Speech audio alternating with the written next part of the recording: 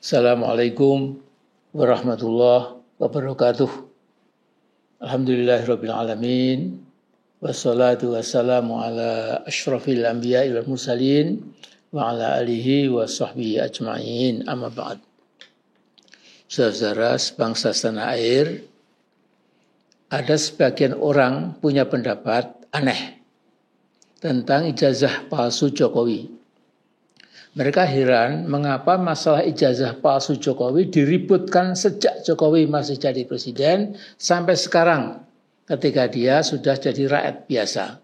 Bahkan ketika bapaknya Gibran, Jokowi dan Kaisang sudah mulai sakit-sakitan, itu kalau berjalan tidak tegap lagi, sedikit gontai, tapi masih saja tetap serakah. Sebagian anak bangsa yang berpikir tentang masa depan bangsa Indonesia terus saja memburu ijazah palsunya Mulyono sampai selesai, tidak pernah kenal lelah. Para tokoh pemburu ijazah palsu Jokowi itu pasti didorong oleh motivasi untuk menegakkan kejujuran dan menghukum kezaliman. Bagaimana mungkin dengan ijazah palsunya Jokowi berhasil jadi wali kota Solo 2 periode, gubernur DKI 2 tahun, dan melesat jadi presiden 10 tahun. Dan hampir saja berhasil membohongi bangsa Indonesia, minta MPR menambah 5 tahun lagi. Alasannya wabah Corona 19 menyebabkan Jokowi tidak bisa bekerja maksimal, jadi minta kompensasi tambahan. Kalau tidak bisa 5 tahun, ya 3 tahun bolehlah. Nah, bangsa Indonesia benar-benar tidak beruntung pernah punya presiden yang mencintai kepalsuan dan karena itu menikmati hidup dalam kepalsuan. Living in falsehoods. Mulyono alias Jokowi lupa total, dilupakan oleh ambisi buta dan ambisi gelapnya, bahwa setiap kepalsuan pasti menimbulkan kesengsaraan. Seorang presiden palsu tentu membentuk kabinet palsu, kebijakannya berintikan etok-etok, penuh kepura-puraan. Bicaranya ngalor ngidul, ya, ke utara dan ke selatan. Ya. Bicaranya membela rakyat kecil, yang dikerjakan menghamba pada manusia-manusia oligark. Joko Widodo karena mencintai kepalsuan, maka sebagian besar hidupnya ketika jadi presiden merupakan acting belaka. Jadi acting, ya sandiwara, dagelan. Ya. Berpura-pura suka hidup sederhana, mencintai rakyat kecil, ya. Pura-puranya paling sering belusukan ke pasar-pasar tradisional, menepuk-nepuk pundak penjual, memeluk orang tua, mengelus kepala anak kecil di pasar, dan mengalami ekstase. Si Jokowi ini mengalami puncak kebahagiaan ketika pasar jadi geger dengan teriakan-teriakan, Pak Jokowi, Pak Jokowi. Namanya dia nikmat sekali ya, dengan kepura-puraannya itu. Dalam hati pikiran Jokowi mungkin berkata, kutipu kau semua. Pengabdian saya bukan pada rakyat kecil, tapi pada para bandit bajingan oligark yang menguras sumber daya alam Indonesia. Ya kekayaan alamnya, kekayaan tambangnya, kekayaan hutannya, kekayaan lautnya, itu semua dikuras. Ya. Bangsa Indonesia sudah terkecoh dan tertipu oleh Jokowi selama 10 tahun atau sekitar 3.650 hari tanpa henti. Dalam kaitan ini ada satu masalah yang sedikit banyak mengherankan. Ada apa? Jokowi nampak belum mau berhenti dengan cawe-cawe bodohnya itu untuk terus ingin hadir di panggung nasional dan terus berpura-pura seperti masih jadi presiden. Ini sulit dicerna oleh akal sehat. Padahal sudah tidak punya partai kecuali PSI, ya, Partai Solidaritas Indonesia, yang diketuai oleh Kaisang, anaknya Jokowi yang bungsu. Ya. Dan lucunya PSI itu kadernya ada yang membuat odo-odo dalam bahasa Jawanya itu ngajak-ngajak gitu supaya Prabowo digulingkan. Kalaupun saya menyuarakan untuk melengsarkan Prabowo Subianto, itu ada alasannya. Ini betul-betul manusia sangat bodoh.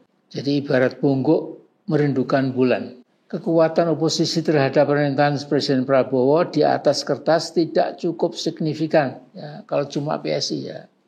Tetapi bahwa ada kekuatan yang menghalangi pelengseran Gibran, termasuk beberapa purnawirawan TNI yang tertutup mata hatinya bahwa kalau Gibran sampai jadi presiden, Indonesia itu langsung akan terjun bebas ke jurang politik yang curam dan dalam. Tidak semenit pun mereka itu, ya, sebagian purnawirawan itu tidak pernah terlintas bahwa kalau betul-betul si Gibran jadi presiden itu kan tinggal masalah waktu, ya, kita akan mengalami kehancuran Indonesia. Nah, karena itu saudara-saudara, intuisi atau ya ilham lah, kalau lebih sifatnya keagamaan, ya. Itu intuisi enteng-entengan saya mengatakan selama tangan Jokowi dan ternaknya dibiarkan terus merajalela mencampur tangani kebijakan Presiden Prabowo, jalannya pemerintahan Pak Prabowo akan tersendat-sendat. Dukungan rakyat untuk Pak Prabowo seperti saya lihat makin mantap, terutama setelah honor dan tansiem para komisaris pemakan gaji buta itu dipangkas habis sempurna. Para komisaris itu adalah manusia abnormal, ya, sudah mati perasaannya. Hidup serba kemewahan, sementara 149 juta rakyat Indonesia hidup di bawah garis kemiskinan. Apalagi kalau dihubungkan dengan ukuran garis kemiskinan dari Bank Dunia. Nah, Bank Dunia atau World Bank itu berdasarkan survei berbagai negara, ketemunya adalah bahwa gaji atau perolehan rakyat per kepala itu minimal $3 Amerika per hari. Jadi $3 itu kalau $1 $16.000 artinya Rp48.000 per hari. Ini minimal.